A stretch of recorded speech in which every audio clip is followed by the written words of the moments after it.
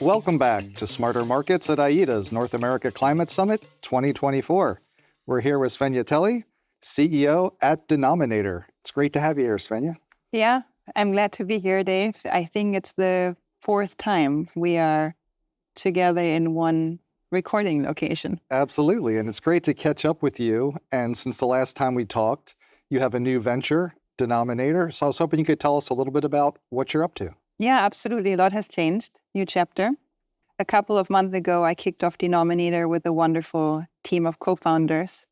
And we are really focused on utilizing data to address financing barriers in climate technology. So the big picture idea here is to create something we call MRV 2.0, where we deploy trusted data in use cases that are relevant for carbon markets, for industrial insetting, and for reporting compliance across ESG and regulatory frameworks. And when you talk about data, what sort of information are people actually wanting or needing to capture? That's a good question. So we really work bottom up. We see a lot of rating agencies in the market that really work top down in terms of what sort of data is available to them. We think about it in a way that we work with project developers on the ground. We have two deployment methodologies or deployment schemes on the ground. The first one is where we deploy our own sensors in the project. In fact, we're going to launch our first product in October, where we're going to demonstrate that use case with a fully independent sensor MRV system in the project that is then channeled through a data digestion framework into a user front end, a typical SaaS product.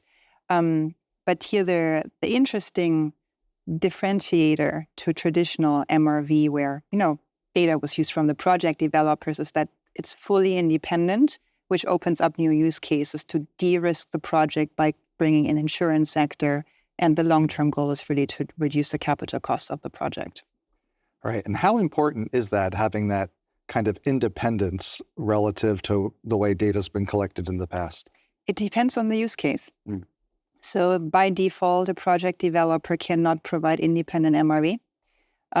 Sensor data or sensor measurements from project developers historically have been more focused on operational performance or engineering processes versus the end outcome of the project, which in our case here is carbon.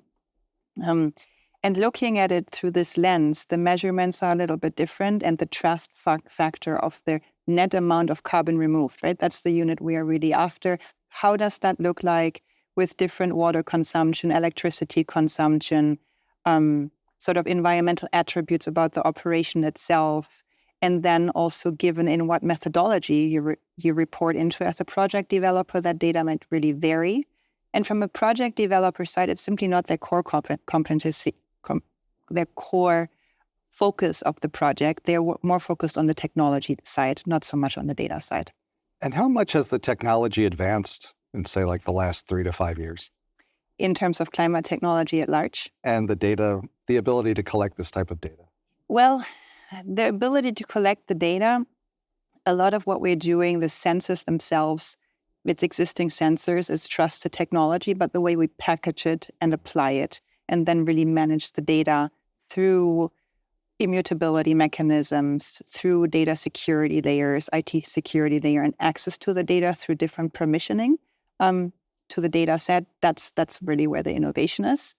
And climate technology at large, that's the interesting case here. There's so many more use cases than we've seen like 5-10 years ago in terms of how you can scale climate tech, how you can basically on the product level blend different technologies. A good idea is e-fuels.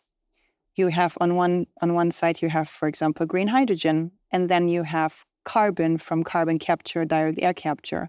And if you are, as a project developer or as a producer wanting to import the e-fuel into the European Union, you can really see how it's like a family tree of data that needs to come together to certify that the product has this amount of CO2 embedded in it and then report it into the European Union import scheme. That's a good example.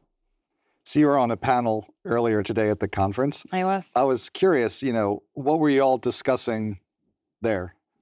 Well, it was an interesting panel. It really intersected ESG, Scope 3 emissions, and AI. So thinking about how we can use AI to make MRV and sort of carbon accounting more efficient was the big topic. And one of the main arguments here, especially for AI and MRV, how they can be applied to scale in entire industries.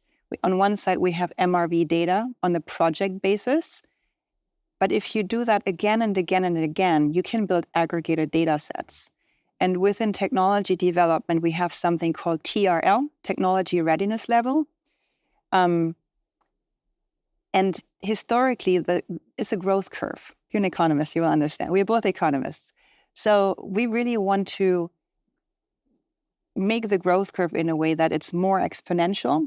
And that's a good use for AI. The moment you have aggregated data sets, you can apply AI and machine learning level to steepen this, and it will save us a lot of capital costs. So when you look forward, like with your new business, the new venture, what you're hearing about AI, what do you see as some of the big opportunities and challenges for the carbon markets over the next few years? I think both opportunities and challenges. I think applications for AI and MRV, a lot of projects in carbon markets, especially on the technology side, technology and engineered removals, we've seen a lot of venture capital flowing into technology development. But right now, these projects sit at the verge of facing the valley of death, to be dramatic, between venture capital and growth capital. And filling that gap, you really need tools that allow risk transferability for the investor of their balance sheet. That's insurance, right? And a lot of insurers don't understand those technologies.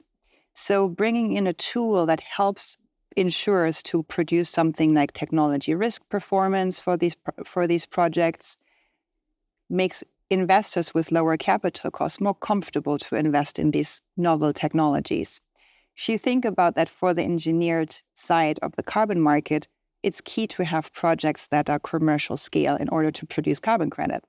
So here you see a sort of a dog biting its own tail, and we are hoping through data to syndicate the supply out of these engineered removal projects into carbon markets, but also in the broader carbon management scheme around what I mentioned earlier, e-fuels and other decarbonization verticals.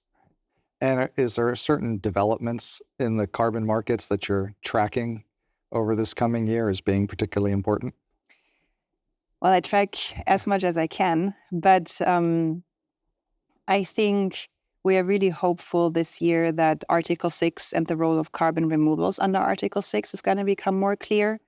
And obviously also for the carbon removal space, the continuous role of 45Q credits in the US for something like the direct air capture hubs, and generally the intersection of regulatory, let it be national regulatory and sort of incentive systems and the broader UN scope, how that is going to translate into finance, projects, and supply in the markets.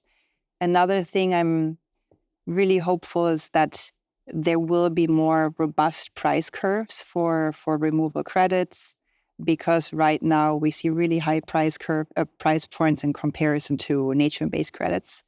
And for investments and to sort of price the asset on your balance sheet, if you make an investment, we need more robust price curves for that. And what's the next step for you at Denominator? What are you focused on? So we are deploying our first product in Q4 this year, a fully independent MRV system for a direct air capture to sequestration project. It's an X-Prize project. That's all I can say for now. But stay tuned, and that's our big coming out of stealth mode moment. Well, congratulations. Can't wait to catch up with you the next time and hear more about it. Thank you, Dave. Thanks for having me. Absolutely. Thanks.